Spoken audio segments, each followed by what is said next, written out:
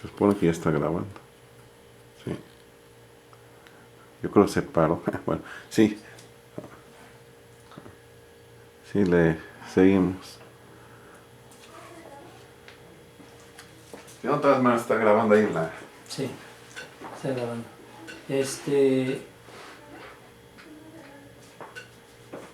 Después, digamos, al término, nosotros participamos, o sea, nosotros, y ahora sí que participamos desde el 23 de julio hasta el 15 de diciembre, que fue cuando levantamos la huelga. La Vocacional 5 fue la última escuela que levantó la huelga de todas las escuelas.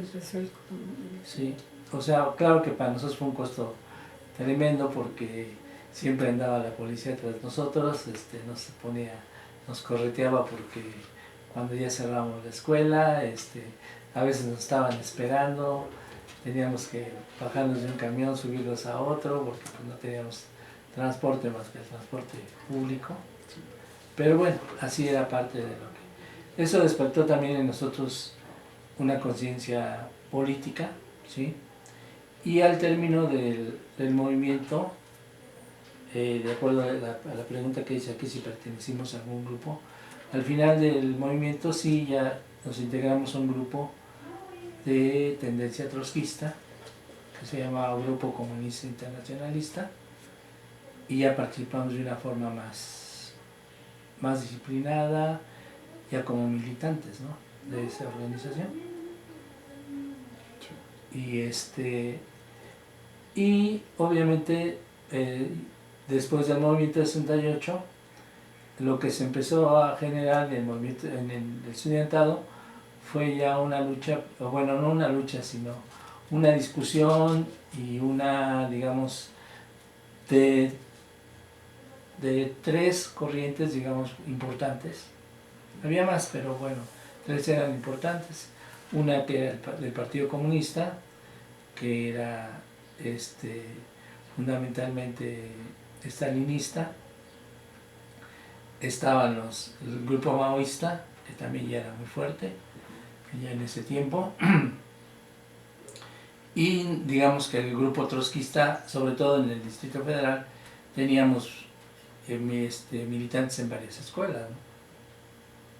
El origen obviamente era de la universidad. Y en el Politécnico éramos solamente como 3 o 4 escuelas, o sea, la escuela de economía, pensábamos nosotros, la escuela de física y matemáticas, la vocacional 7, ¿qué más? Que éramos trotskistas, creo que nada más esas escuelas que recordemos nosotros tenían militantes de nuestro grupo.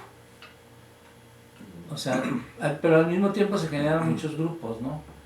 O sea, nosotros éramos, digamos, lo que venía a ser la consecuencia de los, del grupo de... Ay, ahorita tenía ya el nombre ya. Pero en fin, o sea, pero de la corriente trotskista, ¿no? Que había también había estado empujando para una revolución a través del partido de la corriente marxista-leninista. Sí, o sea, obviamente de los tres grupos que menciono, todos éramos marxistas-leninistas. Había obviamente grupos que eran anarquistas, que eran pocos o todavía no eran tan significativos en esa época, en el movimiento de 68. A pesar de que en México, cuando uno revisa la historia, los anarquistas fueron quienes empujaron de alguna manera la revolución y fueron un grupo importante para la organización de los obreros. Y llegaron a ser mucho más numerosos que los mismos comunistas, que para el 29 el Partido Comunista tenía 1 millón de militantes, ¿no? Que era bastante, o sea, digamos, bastante importante su participación.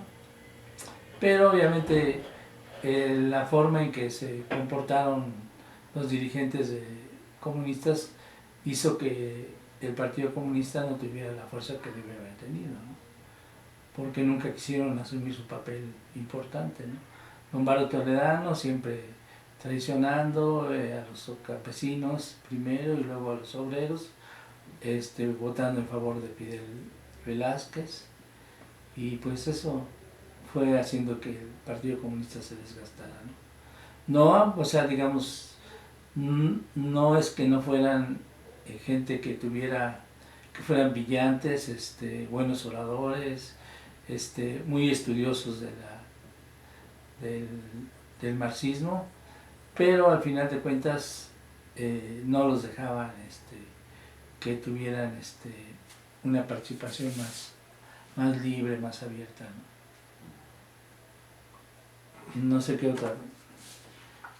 A ver, aquí. Digamos que esa fue, digamos, la consecuencia del movimiento en nosotros, ¿no? Ahora, aquí una de las cosas que es importante para ti, de las preguntas que me planteas, es, o sea, ¿de qué manera nos vinculábamos con la guerra de Vietnam? La guerra de Vietnam, o sea, siempre estuvimos claros de que era una agresión de Estados Unidos. Y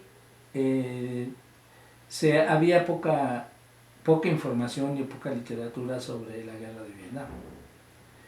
Hasta más o menos 1969, cuando ya estamos en economía, empezó a haber mucha información por parte de los periodistas y se difundieron varias películas que hablaban sobre Vietnam. Recuerdo una que pasaron en la escuela donde al inicio aparecía un marín gritando "I am Marine", y se veía toda la fuerza y la energía que tenía, y un tipo de casi 2 metros y lleno de carrilleras y metralletas y todo, ¿no? Y se tiraba en el piso y haciendo sus ejercicios, y luego esa misma, bueno, a lo mejor no era el mismo soldado, pero ya en Vietnam, en esa película de los franceses, estaba ya en Vietnam y en un rincón, muerto de miedo, fumando marihuana, ¿no?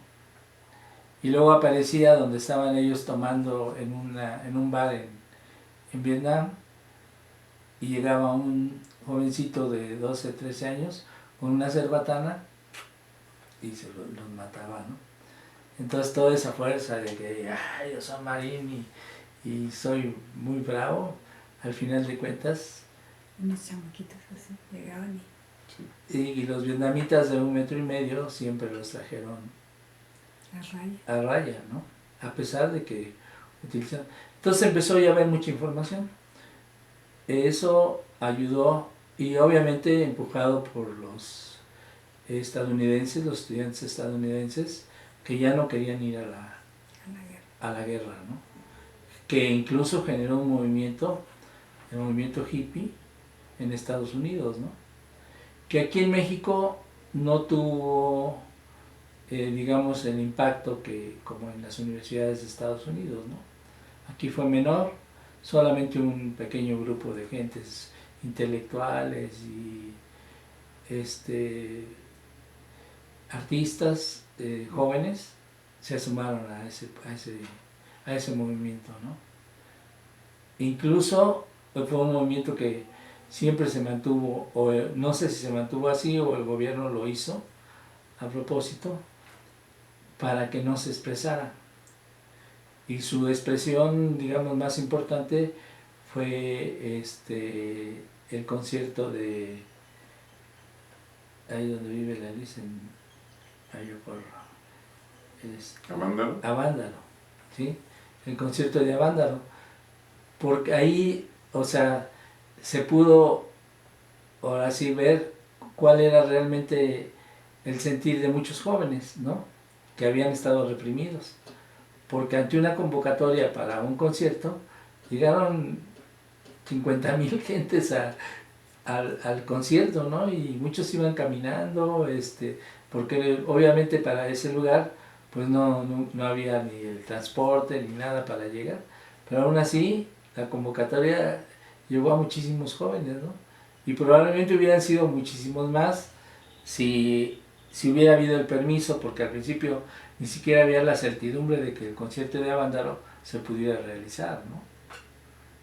O sea, sí. Eso fue algo que... Pero también eso expresa lo que los jóvenes, de alguna manera, del movimiento hippie que estaba en contra de Vietnam, se habían informado o se habían conectado con ese tipo de movimiento por la paz en contra de la guerra, ¿no? Porque digamos que esa fue la expresión más importante de los jóvenes en ese digamos, por ejemplo, aquí en México, siento que a pesar de que no lo hayan dicho que van por Vietnam, fue el resultado de todo ese movimiento de Estados Unidos en contra de la guerra de Vietnam.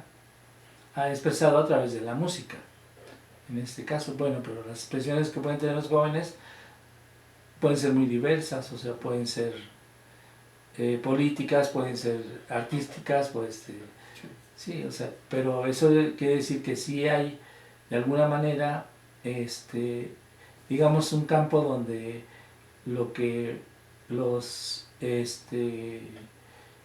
grupos de jóvenes en Estados Unidos querían difundir en el mundo, ¿no? Y que sí tuvo fertilidad en México, ¿no? Con los jóvenes. Un poco tarde, digamos, ¿no? En el sentido de que mientras ellos en 67, 65 se expresaban ya contra la guerra, porque además eran los que se iban a morir a Vietnam, pues obviamente son los primeros, digamos, interesados en que la guerra no se siguiera, ¿no?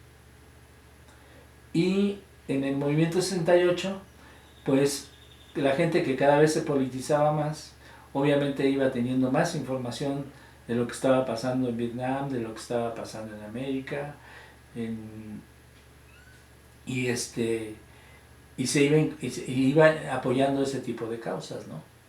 Incluso lo mismo que ahora le podíamos llamar la democracia, que en aquel tiempo no se hablaba de democracia, sino que se hablaba de justicia y de libertad, que eran dos cosas que los jóvenes estaban enarbolando en esa época, ¿no?